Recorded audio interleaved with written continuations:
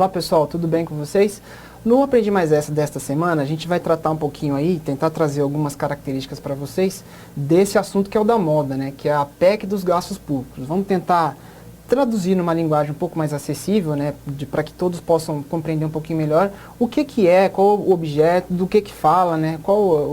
Afinal de contas, o que é essa tal PEC de limitação dos gastos públicos, tá? Só para projetar para vocês, a ementa dela, né? Digamos assim, o mote dessa PEC é esse aqui, é alterar o ato das disposições constitucionais transitórias para instituir um novo regime fiscal, tá? Pessoal, alguns aspectos aí um pouco mais jurídicos, né, antes da gente começar a falar na parte mais financeira e orçamentária propriamente ditas, tá? Pessoal, trata-se de uma proposta de emenda à Constituição, tá? Então, vai haver uma modificação na Constituição, tá? Só que a proposta é para mudar o ADCT. Tá? Então, dos artigos 1º até o artigo 250 da Constituição, que é o corpo da Constituição mesmo, não vai haver mudanças. O que ela faz, o que a PEC faz, se propõe a fazer, é acrescentar artigos ao ato das disposições constitucionais transitórias. Então, a gente vai ter do artigo 101 até o artigo 109. Tá? Então, uma vez promulgada essa PEC, então a gente vai ter novos artigos lá no ADCT, do artigo 101 até o artigo 109. Beleza? Acerca do procedimento, né, do rito processualístico de uma proposta de emenda à Constituição, recordando lá o direito constitucional, então ela foi apresentada pelo presidente da República, que é um dos legitimados a apresentar uma proposta de emenda à Constituição, né?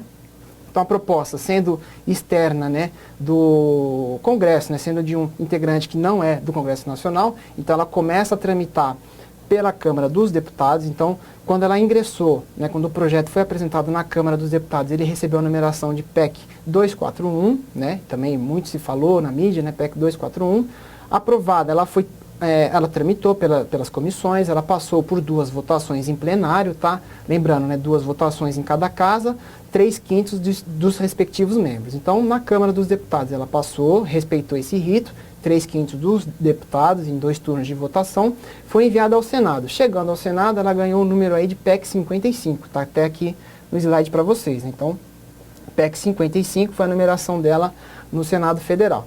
Então, lá a mesma coisa, tramitou pelas comissões respectivas, foi a plenário, tá? E agora foi aprovada porque ela passou por 2 votações, 3/5 dos senadores optaram, né, votaram pela aprovação dessa proposta de emenda à Constituição, tá? Então, é isso, com relação à parte jurídica, tranquilo, tá? Só para realçar e lembrar vocês também que PEC, proposta de emenda à Constituição, não tem sanção e não tem veto presidencial. Então, uma vez tramitado e respeitado esse rito, né, de 2 votações, de 3/5 dos membros em cada casa, a PEC é promulgada pela mesa do Congresso Nacional, beleza? Bom, passando aqui, pessoal, explicando aí, trocando em miúdos agora sim, acerca das questões relevantes, principalmente em termos orçamentários e financeiros, né? Antes da gente falar diretamente disso, fazer só um pequeno retrospecto aí, histórico, né? Se a gente observar e voltar os nossos olhos lá para o princípio do século XX e acompanhando a evolução, né, o passar dos anos, a gente verifica que um fenômeno muito evidente em termos econômicos, né, desde o princípio do século XX e vindo aqui para anos, né, para os últimos anos, a gente verifica o crescimento da despesa pública bastante acentuado, tá? Isso em função, porque antes nós tínhamos um Estado mais liberal e agora entende-se que o Estado é mais social, né? A sociedade mesmo exige mais serviços, então isso onera o Estado que tem que, né, prestar melhores serviços, mais e melhores serviços, a demanda social é essa, então a visão contemporânea da sociedade tem isso também, né? Então o Estado realmente está ali para prestar melhores serviços e, consequentemente, a despesa pública cresceu, né? Só que no nosso país, esse crescimento foi tão acentuado que causou um desequilíbrio orçamentário grande, a ponto de a receita, né, ou seja, da arrecadação do Estado, não ser suficiente para cobrir todos esses gastos, né? Então, com essa crescente esse crescimento foi bastante acentuado nos últimos anos, né, nas últimas décadas, tá? E tem causado desequilíbrios recorrentes aí no orçamento, especialmente da União, né? Claro, há muitos estados com problemas, né? Mas essa PEC né, fundamentalmente ela se preocupa com a limitação dos gastos da União, né? Então vejam bem, para fazer frente a isso, né, então o governo aí, com o atual presidente, optou, né, e através de estudos e tudo mais, viu que, né, deveria ser apresentada essa proposta de emenda à Constituição, acrescentando esses artigos no ADCT, para que durante 20 anos a sistemática de crescimento do gasto público siga um parâmetro, siga um padrão, uma linearidade, digamos assim, tá? Então não é mais, né, na medida em que for por demanda da sociedade e tudo mais, e como não havia uma limitação para o crescimento, né, o que a gente verificou nos últimos anos foi um crescimento bastante acentuado, ignorando, digamos assim, a questão da arrecadação e desequilibrando as contas. De agora em diante, a partir de 2017, a ideia é que sempre haja uma fixação de um limite máximo permitido para o crescimento da despesa pública, tá?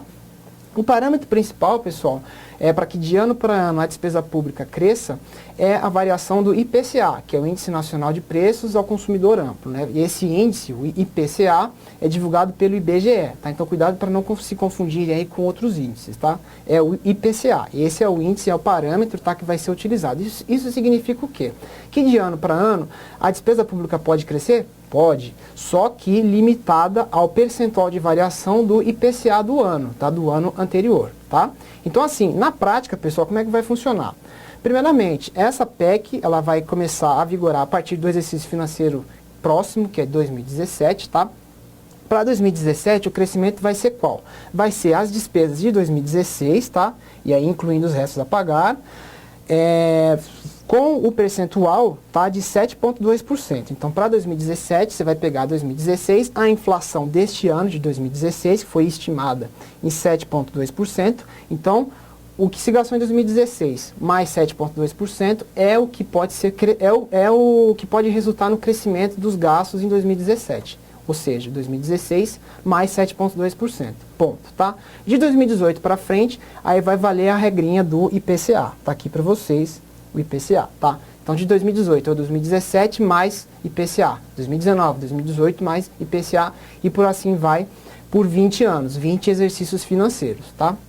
Essa é a ideia deles. Então vejam, a preocupação é realmente disciplinar o crescimento das despesas públicas, algo que não havia e não ocorria anteriormente, tá? Não havia essa preocupação de ter um critério para o crescimento da despesa pública. Agora instituiu-se, né, quer-se instituir essa disciplina, né, para o crescimento do gasto público, até para visar um equilíbrio melhor das contas públicas, tá bom? Então, falei, né, ela vai viger por 20 exercícios financeiros, tá? A partir do 10º exercício, então o presidente da República, lá, daqui 10 anos, ele pode revisar esses critérios, pode alterar, revogar, enfim. A revisão só pode acontecer, tá, daqui 10 anos, tudo bem? Essa informação é importante. Então, nos próximos 10 anos, certamente estaremos aí amarrados a essa disciplina aqui, essa limitação do crescimento do gasto público vinculada aí até o IPCA, tá bom? Outra coisa relevante, pessoal, e essa informação sim, né, é importante para aqueles que estão no serviço público ou almejam ingressar no serviço público, tá? O que acontece? Os limites, né, então esses limites, que é a variação do ano anterior, perdão, o gasto do exercício financeiro anterior, mais a variação do IPCA, então a gente tem um limite de crescimento por força disso. Esses limites, eles vão acabar sendo individualizados para cada órgão, tá? Então cada órgão do Poder Executivo, Legislativo, Judiciário, então você pega cada órgão da União, Congresso Nacional, Tribunal de Contas, Ministérios Públicos, enfim, os órgãos, eles cada um vai, né, a gente vai conseguir calcular o limite de gastos para cada órgão público, seguindo essa sistemática dos gastos anteriores, do exercício anterior, somando-se com o índice do IPCA, tá? Então a gente vai conseguir apurar individualmente para cada órgão, tá? Esses órgãos, obviamente, têm de respeitar esse limite, tá? Se não respeitar, e aí que entra aquilo que é mais relevante para quem é servidor público e para quem almeja ingressar no serviço público, o que acontece? O órgão que desrespeitar e superar, né, suas despesas superarem esse limite, não vai poder conceder aumentos de remuneração para os seus servidores, tá? E não vai poder efetivar novas contratações de servidores públicos. Então vejam aí, são espécies de sanções aí que essa proposta de emenda à Constituição está aplicando, está prevendo para aqueles órgãos que não respeitarem o limite de gastos, que é o limite anterior, que é o que foi gasto no exercício anterior, mais o IPCA do ano, do período correspondente, tá? Então vejo também existem aí essas sanções para esses órgãos que não respeitarem isso, tá? Pessoal, algumas exceções, tá? Também é sempre importante lembrar, há exceções, tá? Não é todas as despesas que vão acabar vinculadas a essa regrinha, tá? Quais são as exceções, né? Não se incluem na base de cálculo e nos limites. As transferências constitucionais tributárias, né? Então, aquelas que a União tem de repassar à União e aos municípios, então, não vão seguir essa metodologia, tá? Os créditos extraordinários, tá? Então, aqueles decorrentes de calamidades públicas, despesas imprevisíveis, tá? Calamidades, guerra, enfim, que a gente tem a previsão na Constituição, não é? Então, não vai seguir por entendimento contrário. Então, a gente tem que créditos suplementares e créditos especiais vão seguir essa limitação dos gastos públicos, né? No caso aí, só os créditos extraordinários vão estar fora dessa vinculação, tá bom? Então, o crescimento deles pode ser superior a essa regrinha, tá? Despesas não recorrentes da Justiça Eleitoral com a realização de eleições. Então, a eleição aí também está assegurada, né? Se houver necessidade de se gastar mais para a realização das eleições, né? Gastar mais do que a limitação aí, do que o teto do IPCA, pode ser feito, né? Despesas com aumento de capital de empresas estatais não dependentes também não vão seguir. Então vejam, né, por força dessa quarta previsão, a gente até podemos recordar um pouco aquela questão do orçamento da União, né? Só lembrar vocês que o orçamento, não só da União, de todos os entes federados, ele é uno, né? Isso significa o quê? É uma peça orçamentária só para cada ente federado, para cada exercício financeiro, no princípio da unidade orçamentária. Mas eu lembro vocês que a União, né, o orçamento da União, ele tem três partes. Ele tem o orçamento fiscal, o orçamento da Seguridade Social e o orçamento de investimento da União nas empresas estatais não dependentes, tá? Então, esse orçamento, esse último, não está limitado ao teto que a gente está falando aqui. Agora, o orçamento fiscal e o orçamento da Seguridade Social, esses sim acabam observando essa regrinha do crescimento vinculado aí ao exercício anterior, mais a variação do IPCA, tá? Então, isso é relevante, né? Também destacar isso. Com relação à saúde e educação, pessoal, que são temas aí que são, né, sempre questionados, se vai haver prejuízo ou não. Qual é a regrinha que o governo propôs, né? Então, para o próximo exercício financeiro, vai seguir a regra geral que já tá consagrada na Constituição. Então, saúde, né, é 15% da receita corrente líquida, tá? Para 2017, tá? Saúde, 15% da receita corrente líquida, educação, 18% da arrecadação de impostos. Essa regrinha já está lá na nossa Constituição. Aí de 2018 para frente, né, aí sim vai ser respeitado a questão do IPCA, tá? Então elas vão acabar sim havendo uma limitação, né, a partir de 2018 para 2017, qual que vai ser o percentual que vai ser gasto com saúde? 15% da receita corrente líquida do exercício de 2017. Qual vai ser o percentual para a educação? 18% da arrecadação de impostos de 2017. 2018, o que vai acontecer? Aí vai entrar na regra geral. Então, vai crescer? Vai, mas limitado ao IPCA. Então, pega-se tudo que gastou no exercício passado, soma-se aí o percentual do IPCA e aí você vai ter o crescimento para saúde e educação. Então, elas estão sim limitadas também, né? Vão passar a ter essa disciplina de crescimento limitado por essa regrinha. A única questão é que para o próximo exercício vai se seguir a regra geral de 15% para a saúde, da receita corrente líquida, 18% de impostos para educação, tá? E aí vai acabar seguindo a regra geral sim, tá? Não há exclusão dessas duas áreas sociais do segmento dessa regra, tudo bem? Elas acabam entrando sim nessa regrinha. E aí, pessoal, por fim, só quero destacar para vocês uma notícia, né? Vejam, né? É o país, então vejam que, né, órgãos de imprensa internacional também estão cobrindo, né, face aí a importância, o impacto e como se falou muito nisso, né? Para vocês verem, até que internacionalmente fala-se muito nisso, né? Então, tá aí um exemplo de notícia para vocês que, se vocês colocarem na internet, vocês vão encontrar inúmeras, não só do El País, que é um órgão espanhol, mas outras mídias estrangeiras também, fora as mídias nacionais aí, né, que estão falando disso diuturnamente praticamente, né? É o assunto da moda, tá? Então, é isso, pessoal, o regime fiscal é esse, tá? Então, vejam, a ideia do governo, da presidência da República é realmente disciplinar, ter um parâmetro, né, para o gasto público. Isso do ponto de vista orçamentário é bom, tá? Aí na prática, em relação às questões sociais, se vai ser prejudicial ou não, acredito que só o tempo dirá, né? Porque a ideia do ponto de vista orçamentário é necessária sim, né? Porque o que acontece? Né? As despesas estavam descoladas da receita, né? Fruto aí do aumento dos gastos públicos, da despesa pública. Então veja que ela foi se descolando da receita e isso foi causando desequilíbrio orçamentário. Afinal de contas, para gastar você tem que ter dinheiro. Você não pode gastar sem ter dinheiro, sem ter uma contrapartida, sem ter uma cobertura. E na prática o que se via era isso, e se vê ainda até hoje, né? Você vê uma despesa pública muito grande, né?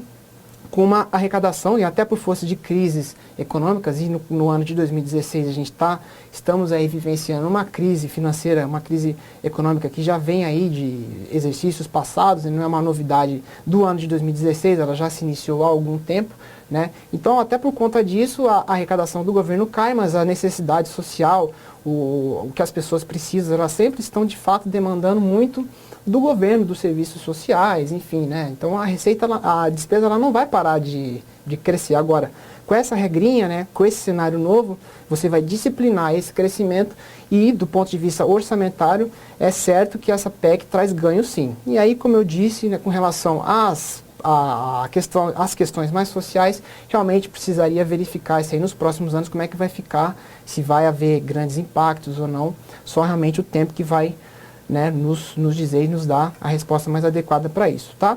Pessoal, em linhas gerais é isso, tá? Então, essa é a questão de tanto que se fala aí da PEC dos gastos públicos, espero ter esclarecido um pouquinho mais, tá? Que sirva aí de novidade para vocês, de conhecimento novo e tal, e tendo interesse pelo tema, né, vocês vão encontrar inúmeras notícias, aconselho visualizarem o texto da PEC mesmo, tá? Entrem lá no site do Senado Federal ou da Câmara dos Deputados, visualizem o texto, tá? Vai estar fazendo parte da Constituição também, então assim que vocês acessarem, quiserem ver pela Constituição, lá no ADCT, artigo 101 a 109, vai estar materializado tudo isso que a gente falou, tá? E é isso. Gostando do tema, aprofunde-se nos seus estudos, tá? É um tema bastante interessante. Beleza, pessoal? Espero que tenham gostado. Até uma próxima oportunidade. Um abraço para vocês.